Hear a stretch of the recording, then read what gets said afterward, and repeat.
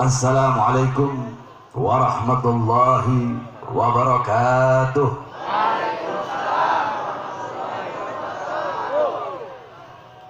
Alhamdulillahil ahad, wassalatu wassalam ala man fis sama ismuhu Ahmad wa fil ardi ismuhu Muhammad wa ala alihi wa sahbihi wa ba'd.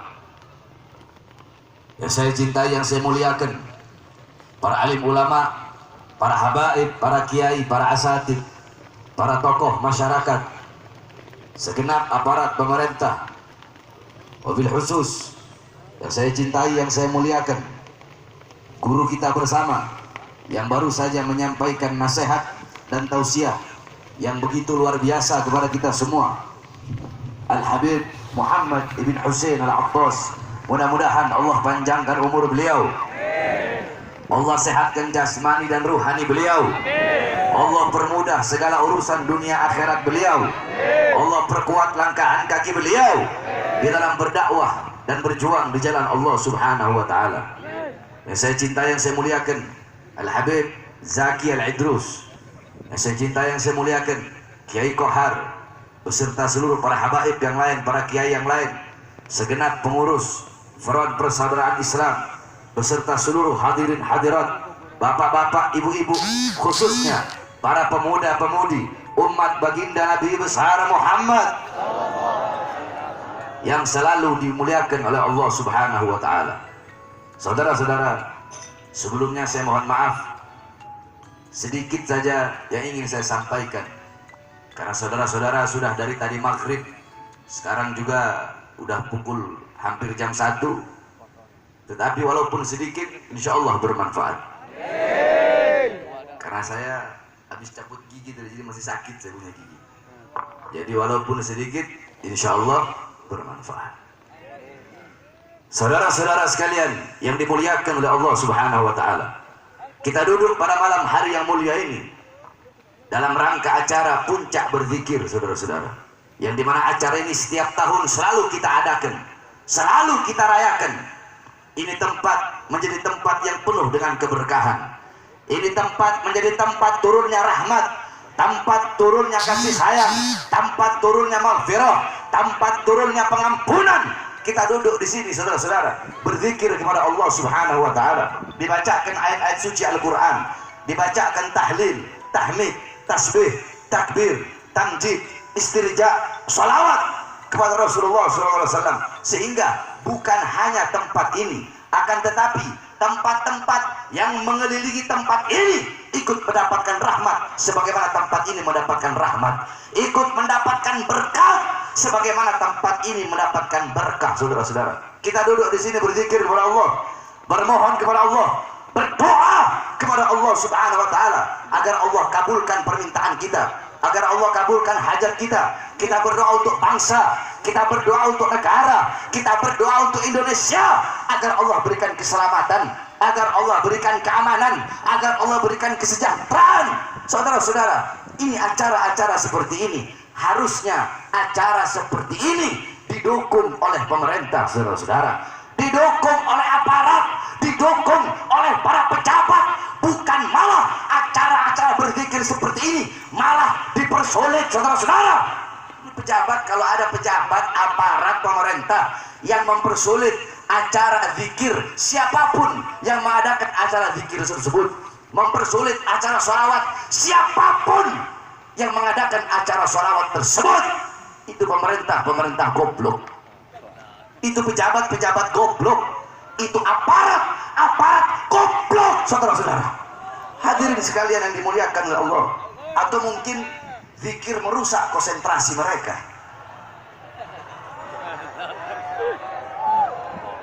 Makanya dilarang, makanya dipersulit, saudara-saudara.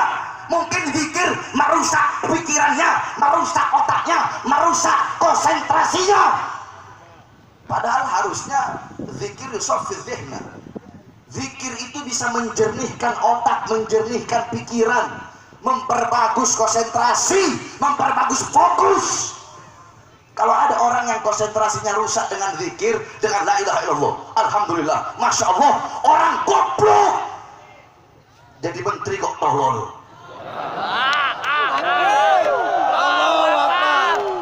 Jadi menteri kok goblok. Menteri tolol, menteri goblok, menteri bodoh.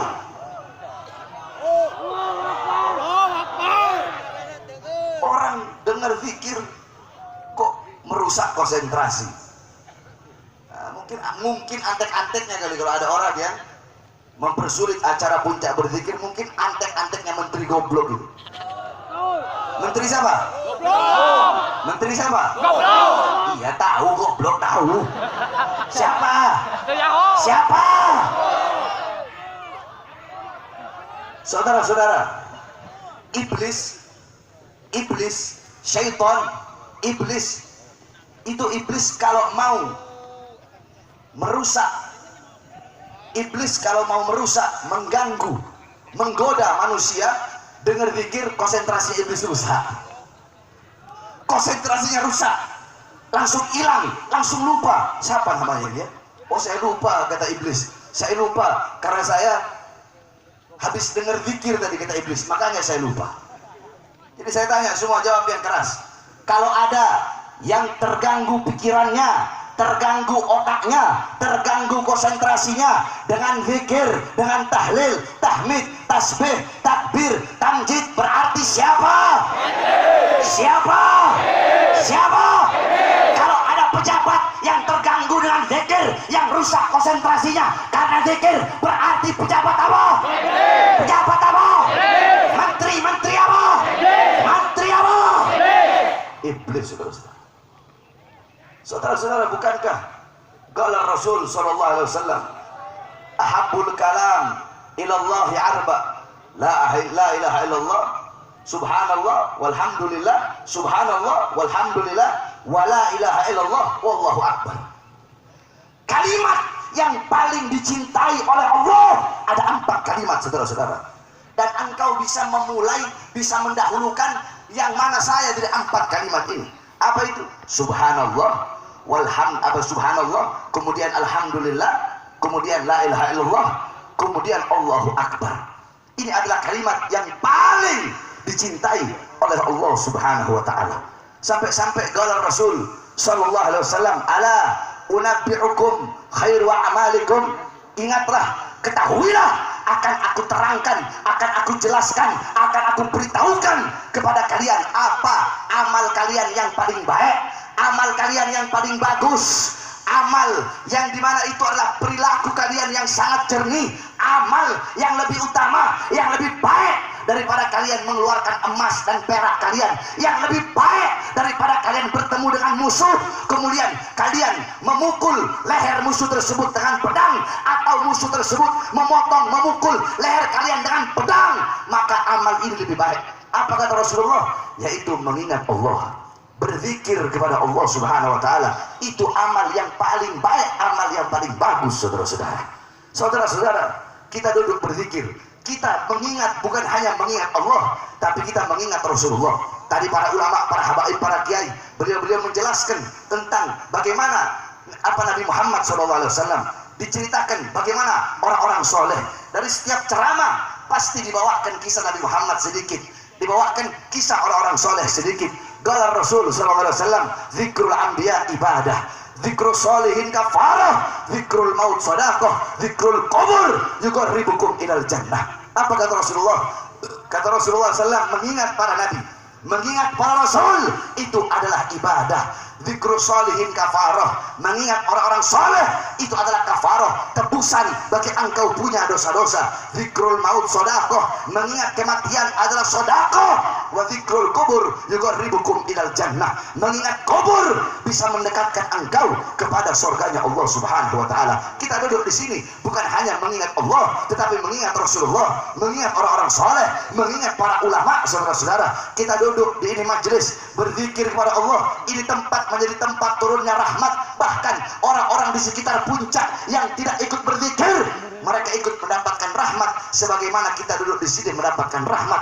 Ini perkara yang bagus, ini perkara yang sangat baik yang harus didukung, saudara-saudara. Pada malam hari ini, di saat banyak anak-anak muda, banyak pemuda-pemudi Islam yang berbuat dosa, berbuat maksiat, mungkarat, dolalat, sayyiat, mukhalafat. Sebagaimana kita ketahui, malam tahun baru atau malam sebelum tahun baru, 2-3 hari sebelum malam tahun baru, bukan hanya di puncak, di Jakarta, di mana-mana, bahkan di kampung-kampung, di desa-desa, saudara-saudara, berapa banyak para pemuda-pemudi Islam yang merayakan malam tahun baru tersebut dengan berbuat dosa. Mereka mabok-mabokan di situ, mereka berjudi di situ, mereka melacur di situ, mereka peluk-pelukan, mereka ciuman, mereka berzina. Kondom di mana-mana ditemukan pada pesta-pesta perayaan malam tahun baru. Saudara-saudara sekalian yang dimuliakan oleh Allah Subhanahu wa taala, memang benar shadaqar Rasul sallallahu alaihi wasallam. Memang benar apa yang disampaikan oleh baginda Nabi besar Muhammad 1400 tahun yang lalu.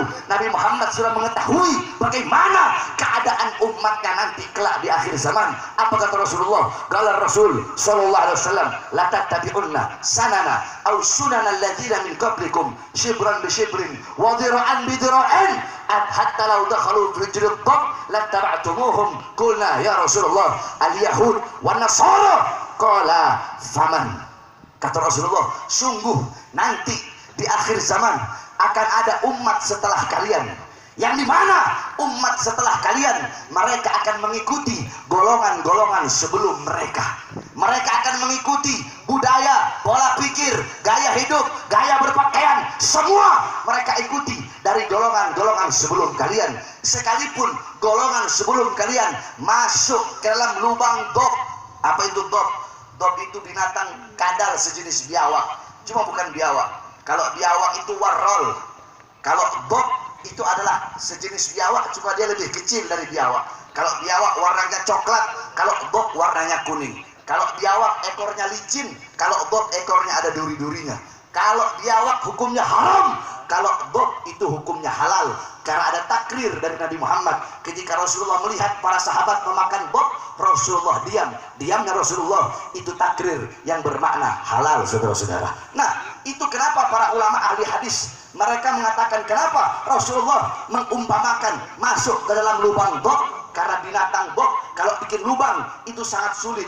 Lubangnya belok-belok ke kanan, ke kiri, ke dalam, naik lagi ke atas. Maka karena begitu sulit lubang tersebut, sehingga Rasulullah mengumpamakan seperti lubang dob.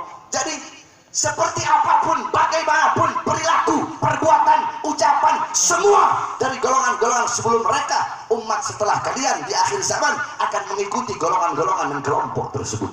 Kemudian para sahabat berkata, ya Rasulullah, apakah kelompok, apakah golongan yang diikuti itu adalah orang-orang Yahudi, adalah orang-orang Nasrani yang nanti umat setelah kami mengikutinya? Qul apa qala Rasul faman. Kata Rasulullah, siapa lagi kalau bukan orang-orang Yahudi? Siapa lagi kalau bukan orang-orang Nasrani? Coba kita lihat, tadi Habib Muhammad telah menjelaskan bahwasanya tahun baru Masehi bukanlah tahun baru kita, sehingga merayakan tahun baru Masehi bukanlah perayaan Islam, bukanlah perayaan kita, tetapi bertasyabuh, mengikuti, menyerupai adat istiadat orang-orang kafir.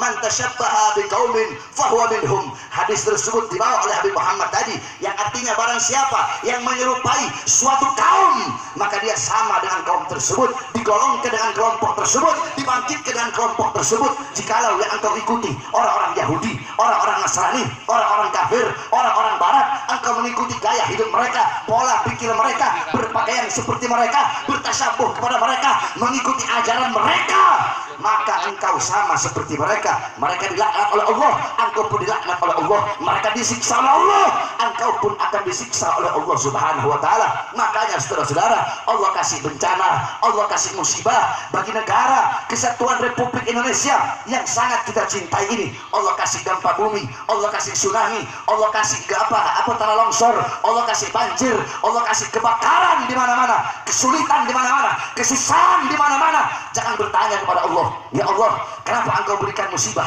Ya Allah, kenapa engkau berikan bencana? Ya Allah, kenapa engkau berikan gempa bumi? Ya Allah, kenapa engkau berikan tsunami? Kenapa air laut engkau tumpahkan ke muka bumi? Jangan bertanya kepada Allah, tetapi tanyakan kepada diri saya, Bahar bin Smith. Tanyakan kepada diri kalian, tanyakan kepada diri kita, tanyakan kepada para pemuda-pemudi kita, tanyakan kepada orang tua kita, Tanyakan bapak-bapak pertanggungjawaban mereka atas anak-anaknya. Tanyakan kepada anak-anak kewajiban mereka atas orang tuanya dan hak orang tua mereka yang harus mereka laksanakan. Tanyakan kepada para ustadz-ustadz, para tokoh-tokoh agama. Tanyakan kepada para ustadznya, kiainya, para habibnya. Tanyakan kepada guru-guru agama. Tanyakan kepada para pemimpin-pemimpin pondok pesantren. Tanyakan kepada para penghafal-penghafal Al-Quran. Tanyakan kepada para pejabat. Tanyakan kepada para aparat. Tanyakan kepada RT, RW, lurah, camat, bupati, wali kota, menteri, presiden. Tanyakan kepada mereka, para pejabat, para aparat, dan diri kita sebagai umat. Perbuatan dosa apa, perbuatan maksiat apa yang kita lakukan sehingga mengundang bencana, bala, dan musibah dari Allah bagi bangsa, negara, dan rakyat Indonesia. Bukankah Allah berkata dalam Al-Quran, ma asabakum min musibatin fabima kasabat aydikum. Apa-apa yang menimpa kalian daripada musibah itu akibat perbuatan tangan kalian. Oleh karenanya cukup saudara-saudara, kembali kita kepada Allah pada malam hari ini. Di saat banyak hamba-hamba yang berbuat dosa, berbuat maksiat, yang mengundang bencana dan bala, maka kita duduk di ini majelis berzikir kepada Allah. Zikir itulah, doa itulah yang menunda, yang menjadi benteng pertahanan untuk menangkis segala macam bencana dan musibah. Sehingga acara-acara zikir seperti ini wajib dan harus didukung oleh pemerintah, pejabat, dan para aparatnya, daripada mereka mendukung dan membiarkan perbuatan dosa, perbuatan maksiat, acara-acara tidak jelas pada malam tahun baru yang bisa mengundang bencana dan bala dari Allah Subhanahu wa Ta'ala. Saudara-saudara, alhamdulillah pada malam hari ini saya bisa duduk di sini karena terakhir saya di sini kalau nggak salah tahun 2017, saudara-saudara. 2017 acaranya di sana kalau nggak salah. Tahun kemarin saya nggak sempat datang, nggak sempat hadir karena saya pergi ke Bandung untuk menjalani pemeriksaan. Alhamdulillah sekitar 3-4 bulan yang lalu saya bebas. Saudara-saudara sekalian yang dimuliakan oleh Allah, di dalam menegakkan kebenaran, di dalam menyampaikan kebenaran, tidak ada kata kapok bagi Bahar bin Ali bin Smith. Tidak ada kata capek, tidak ada kata kapok, tidak ada kata lelah di dalam memperjuangkan kebenaran, di dalam menegakkan keadilan. Oleh karenanya saudara-saudara, saya mengajak seluruh dan saya sampaikan, saya menghimbau kepada engkau semua, khususnya para pemuda-pemudi Islam, jangan pernah kalian tunduk kepada kezaliman, jangan pernah kalian tunduk kepada kemungkaran, jangan pernah kalian tunduk kepada ketidakadilan, jangan pernah kalian tunduk kepada kemaksiatan. Sampaikan terus kebenaran, jangan pernah kalian tunduk walaupun kalian harus dimusuhi seluruh alam semesta, walaupun kalian harus dihina, walaupun kalian harus dicaci, walaupun kalian harus dibagi. Jangan pernah engkau tunduk kepada kezaliman, kepada kemungkaran. Saudara-saudara sekalian yang dimuliakan oleh Allah, saya keluar masuk penjara. Kenapa? Untuk menyampaikan kebenaran. Kenapa? Untuk menegakkan keadilan. Yang saya bela bukan diri saya, yang saya bela bukan anak istri saya, yang saya bela bukan keluarga saya. Saudara-saudara, tahun 2018 saya masuk, 2020 saya keluar, baru 2 hari saya keluar, saya dibawa lagi ke Nusa Kambangan, saudara-saudara. 2020 sampai 2021 dari lapas Gunung Sindur saya keluar, saya bebas. Belum sampai 1 bulan saya sudah ditahan lagi, masuk di Polda Jabar kemarin 7 bulan, saudara-saudara. Hadirin sekalian yang dimuliakan oleh Allah Subhanahu wa Ta'ala, apakah dengan saya dipenjarakan, dengan saya diborgol, saya dipisahkan dengan keluarga, dengan anak dan istri saya, terus Bahar bin Smith bakal kapok, Bahar bin Smith bakal cuit nyalinya, bakal ciut nyalinya, Bahar bin Smith bakal diam, bakal bungkam untuk menyampaikan kebenaran? Tidak, saudara-saudara. Saya telah bersumpah di setiap persidangan saya bersumpah di setiap persidangan, di depan para hakim, di depan depan para jaksa, di depan pengacara, dan di depan semua yang hadir dalam sidang saya, bahkan dalam setiap acara, dalam setiap panggung dakwah, panggung ceramah, saya selalu bersumpah bahwasanya demi Allah saya sampaikan kepada kalian, para pengkhianat bangsa, para musuh agama, para koruptor yang menyengsarakan rakyat, para pengkhianat bangsa yang menderitakan rakyat, yang menyengsarakan rakyat, yang maling uang rakyat, yang membuat rakyat kelaparan, yang membuat rakyat menderita, yang membuat rakyat kesusahan. Demi Allah, kalian bisa memborgol tangan saya, perut saya, kaki saya, kalian bisa memenjarakan saya, kalian bisa memisahkan saya dengan anak dan istri saya. Akan tetapi demi Allah, suara-suara kebenaran yang saya sampaikan, yang saya gaungkan, tidak akan pernah bisa kalian penjarakan. Maka saya tanya semua yang hadir di sini, siap sampaikan kebenaran? Siap tegakkan keadilan? Siap lawan pengkhianat bangsa? Allahu Akbar! Allahu Akbar! Yang terakhir, saudara-saudara, tadi kita habis menyaksikan pelantikan daripada Front Persaudaraan Islam. Dalam Al-Quran Allah Subhanahu wa ta'ala berfirman, Inna Allah ashtara minal mu'minina anfusahum wa amwalahum bi anna lahumul jannah yuqatiluna fi sabilillah ila akhiril ayah. Sesungguhnya Allah telah membeli daripada orang-orang yang beriman. Allah beli jiwa mereka, Allah beli harta mereka, Allah beli raga mereka, Allah beli badan mereka. Dan Allah bayar bukan dengan dinar, bukan dengan dirham, bukan dengan emas, bukan dengan permata, tapi Allah bayar dengan surga sebagai bayarannya. Untuk apa? Untuk berjuang di jalan Allah Subhanahu wa ta'ala, untuk berjuang di jalan Allah, untuk memerangi musuh-musuh Allah, untuk beramar ma'ruf, untuk nahi mungkar. Nah, saudara-saudara, tidak ada di zaman sekarang yang lebih rela kehilangan nyawanya, hartanya, jiwanya, badannya untuk berjuang di jalan Allah selain daripada para laskar persaudaraan Islam, saudara-saudara. Oleh karenanya Indonesia harus bangga punya Front Persaudaraan Islam, betul? Karena Front Persaudaraan Islam bukan hanya benteng Ahlus Sunnah wal Jamaah, tetapi juga benteng Islam. Bukan hanya benteng Islam saja, tetapi juga benteng NKRI, benteng merah putih. Saudara-saudara, jangan diragukan tentang nasionalisme, jiwa-jiwa nasionalisme daripada seluruh para relawan dan laskar Front Persaudaraan Islam. Setiap ada bencana, setiap ada musibah, yang lain, ormas-ormas lain, aparat pejabat yang lain sudah pulang, Front Persaudaraan Islam masih tetap membantu saudara-saudara kita sebangsa dan setanah air yang ditimpa musibah. Oleh karenanya saya sangat yakin, saudara-saudara, demi Allah, andaikan jangankan hanya bantuan, jangankan hanya bencana yang menimpa Indonesia, andaikan ada musuh-musuh dari luar atau musuh-musuh di dalam yang ingin merusak Indonesia, yang ingin merampas kedaulatan Indonesia, yang ingin memopok Indonesia, demi Allah, laskar daripada Front Persaudaraan Islam yang akan berada di barisan paling depan, rela hancur dan binasa demi bangsa dan rakyat Indonesia. Takbir! Saya tanya semua, khususnya laskar Front Persaudaraan Islam umumnya, jamaah yang hadir, siap hancur demi Indonesia? Siap binasa demi Indonesia? Kalau pengkhianat bangsa maju untuk melawan rakyat, melawan Indonesia, melawan Islam, maju atau mundur? Maju. Kurang keras, maju atau mundur? Maju atau mundur? Kalau ada ingin merampas kedaulatan rakyat, maju atau mundur? Melawan para koruptor pengkhianat bangsa yang menyengsarakan rakyat, yang maling uang rakyat, maju atau mundur? Maju atau mundur? Siap hancur demi Indonesia? Siap binasa di merah putih? Allahu Akbar! Indonesia merdeka! Merdeka! Merdeka! Allahu Akbar!